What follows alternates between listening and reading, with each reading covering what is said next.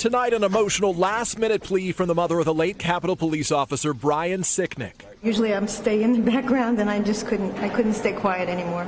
Gladys Sicknick on Capitol Hill personally lobbying Senate Republicans to back a bipartisan commission to investigate the January 6th attack, calling their opposition a slap in the face. Brian Sicknick died of natural causes the day after the riot.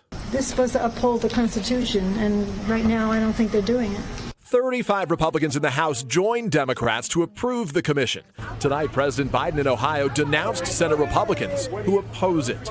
I can't imagine anyone voting against the establishment of a commission on the greatest assault since the Civil War. But most Republican senators say the attack by a pro-Trump mob is already being investigated by law enforcement and Congress, accusing Democrats of a purely political exercise. They'd like to continue to litigate the former president into the future.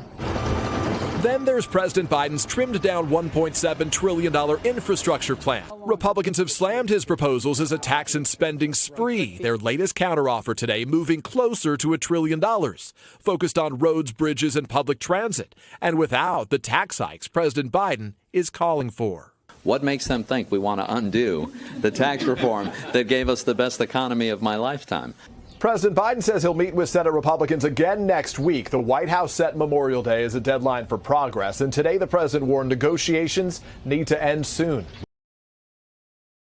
Thanks for watching our YouTube channel. Follow today's top stories and breaking news by downloading the NBC News app.